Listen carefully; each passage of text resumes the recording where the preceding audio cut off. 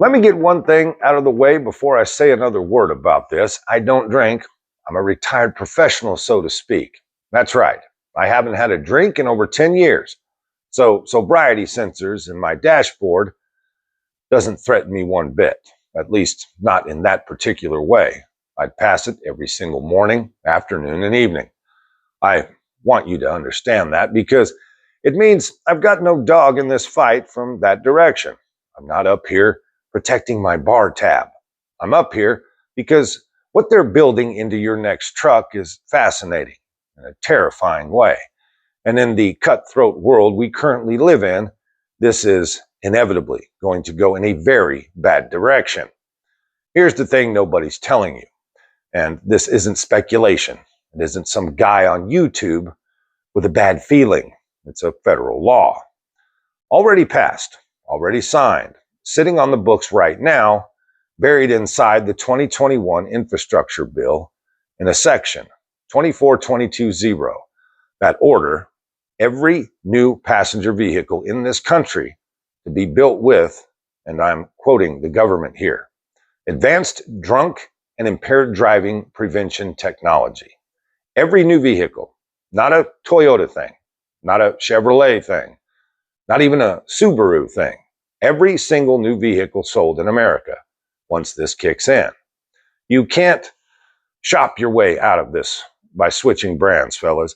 And here's the part that sounds more on par with the DMV pace we've learned to expect.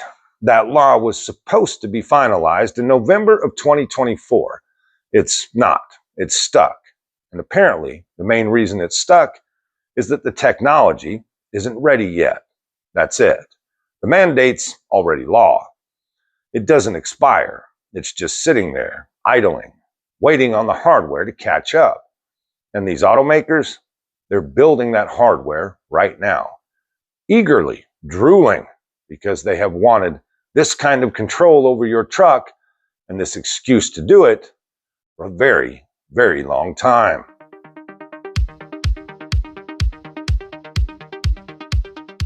So here's where you need to pay close attention because there's one word in this law that changes everything. Passive.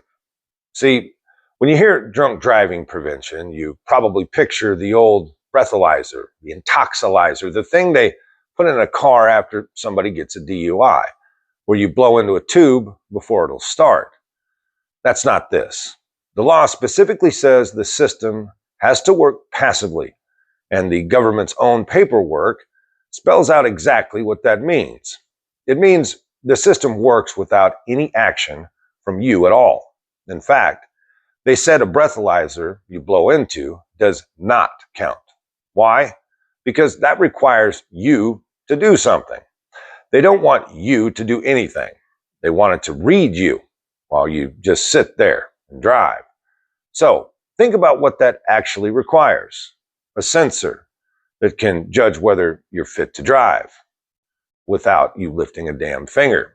It means a machine that is watching you constantly, every second, your behavior behind the wheel. Cameras pointed at your face, tracking your eyes, your eyelids, how your head sits. Actual sensors in the steering wheel, and even the little start button. Read the chemistry in your skin. I shit you not. Microphones and processors deciding on their own whether you get to go somewhere today or not. Nobody blows into anything. Nobody agrees to anything in the moment. The truck just watches, and it decides. Geez, guys, what could go wrong with all of that?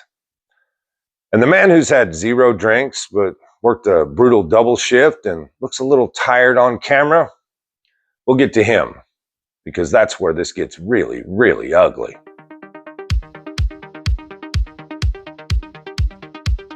All right, so your truck is watching what you're doing.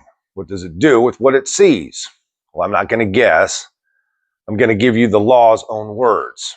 The statute says the technology must, quote, prevent or limit the operation of the vehicle. Prevent or limit the operation of your vehicle. That's not me being dramatic, guys. That's the language Congress wrote into this bill. A system that decides you might be impaired and then stops your truck from working. That's a kill switch in my world. I don't know about you. They just didn't call it that, of course. They called it a safety standard. Now, exactly how it does that hasn't been finalized. That's the part that's, well, it's frankly stuck right now. But the tools to do this are definitely there in most of these newer trucks today. Your newer trucks already have adaptive cruise that controls the throttle. Most already have automatic braking that can stop the truck without you. It already has lane centering that can steer your vehicle.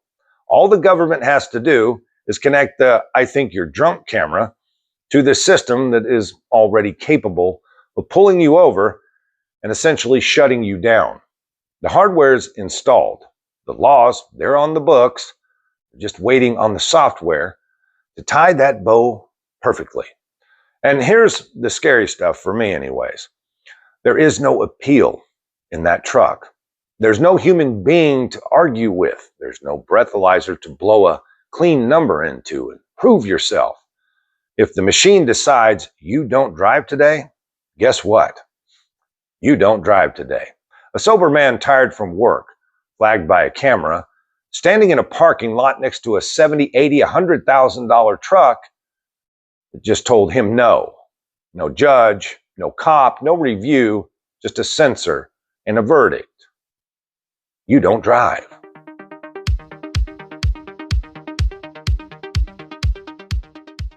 Now, here's the part that ties this into everything I've been warning you about for weeks. That law mandates the hardware, the cameras, the sensors, the system that reads your body. You know what that law says about what happens to all that information it collects? Nothing. Convenient, wouldn't you say? Not one word. The statute is completely silent on your data. No privacy rules whatsoever. No limits on who they can sell it to. No say for you at all whatsoever. They mandated the surveillance and somehow just forgot to put a leash on the whole thing. So let me ask you something, and I'm going to be honest that this next part is where the law stops and the pattern begins. We already know what these companies do with data from your truck and what it collects. We went over it. GM got caught red-handed selling your braking and your speed and your late night travel. All that information went to LexisNexis and Verisk, who, of course, turned around and sold it to your insurance company. That's not speculation. It already happened. The FTC nailed them for it, matter of fact. So now the government's about to hand them a camera on your face and a sensor reading your skin with no law stopping them from doing the exact same thing. Could that eye fatigue data get sold to your insurance company to jack up your rates because you work nights? Well, of course it could. Could a truck that logs you as drowsy every evening become a life insurance company's excuse to call you a heart risk? It definitely could. Could your work truck start reporting your physical state back to your employer? It most definitely could. I'm saying could on purpose because nobody's done it yet. But you tell me, with everything you've watched these people do, the second nobody was looking, which way do you think this goes? Here's what I know for certain. There is actually one truck that can't watch you, can't judge you, and can't refuse to start because a camera didn't like the cologne you were wearing or the type of music you listened to. The one in the driveway with no screens or no cameras, the old one, deaf and dumb, the way God intended. Keep it running, fellas.